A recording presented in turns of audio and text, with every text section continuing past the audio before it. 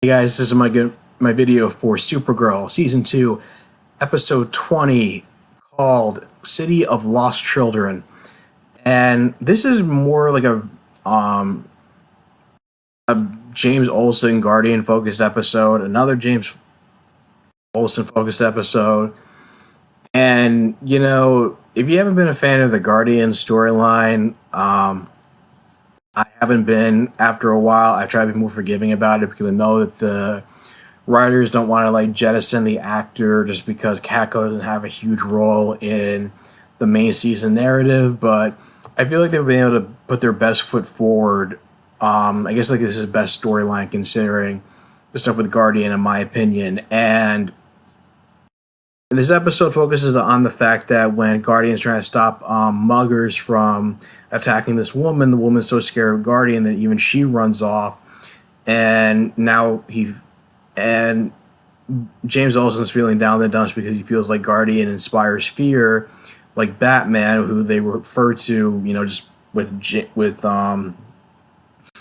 when making the pointing ears gesture, but not with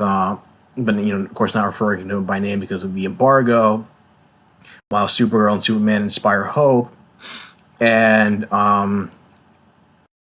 that leads to them going into the park in which an alien called a Corian, who has like psionic powers, it starts acting up and starts going into this like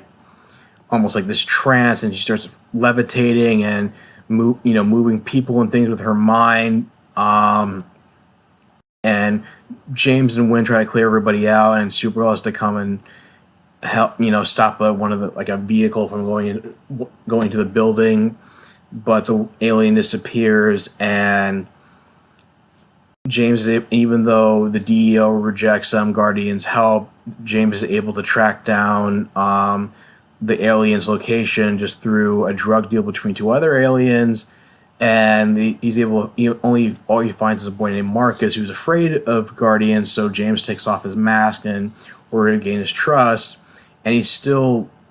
mute. He's not speaking to anybody. Even Alex tries to talk to him, and James is able to convince the DEO that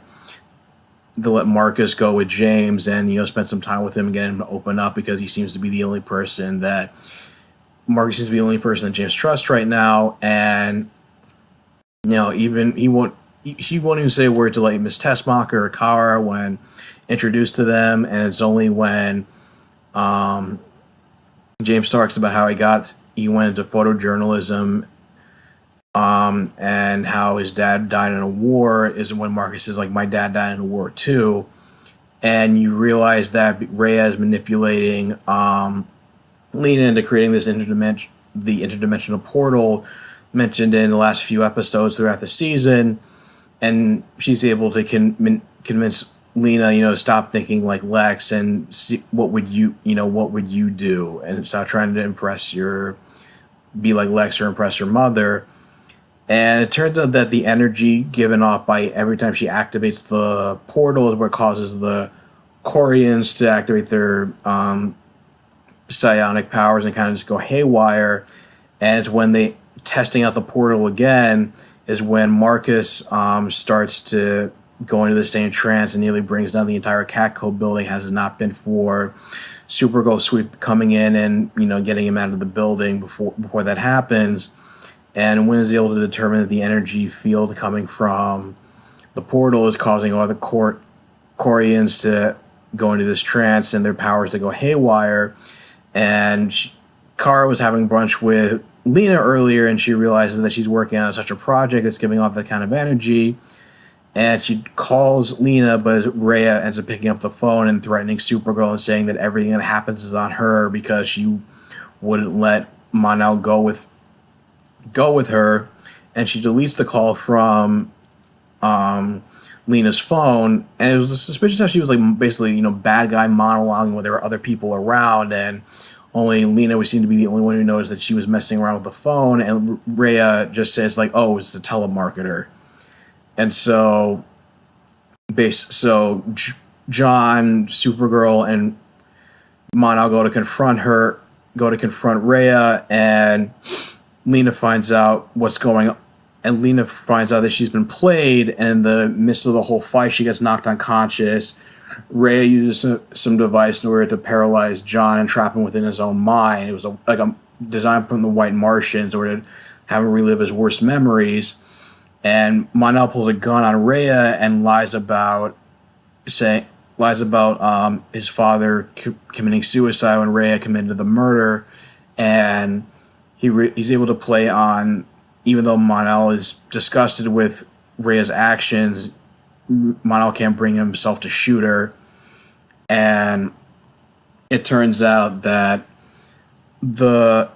side plot is that even though Mark is able to find and reunite with his mom, they turn out there are other Quarians like hiding out in this warehouse, and their powers are going, and Wynn creates a device to try to protect Marcus and the mom, but it's not enough to protect the Quarians when the portals reopened and they're all in this trance, and James is able to remind when the building's coming down on them, Marcus, about how it's how Clark opened up to James after the troublesome childhood that he went through, and got James to break down his walls, and so he tries to relay that message to Marcus, and that because all the Quarians are connected, he's able to telepathically get through to the rest of the Quarians, and they break through the trance. But the problem is that it turns out the portal opens up a gateway for hundreds of Daxamite ships to like travel through, which is basically what I suspected, which was like Rhea's master plan was to like lead an alien invasion, have the Daxamites take over and repopulate the Earth, and the episode ends on a cliffhanger where in the episode Rhea christens the new planet, New Daxam, and I'm pretty excited for this. Like, it just kind of gives off this vibe of the Arrow season 2, the end of Arrow season 2, or the end of Flash season 2, where it seems like the last couple episodes are going to be focused on stopping like a huge invasion or a huge siege on the city, and hopefully, at least unlike the Flash, it won't end as anticlimactically in one episode, especially since we're supposed to have I might have, because in the promos for next week it seems like Cat Grant's going to be coming back, and Katniss is going to get involved and use the invasion as a means of with help with their whole anti-alien propaganda, and the season finale is supposed to have General Zod and Superman reappearing. So I don't know if those storylines are going to be intertwined, or if the alien invasion is going to be resolved and then it's going to focus on Zod and Superman. Who knows? But I'm pretty excited for the last couple of episodes and how it's going to wrap up. But anyway, what do you guys think of the episode? Do you feel like it redeemed do you feel like this was the best Guardian storyline? Do you still feel like it still sucks? Let me know in the comments down below. If you like this video, like, share, and subscribe, and I will talk to you guys soon.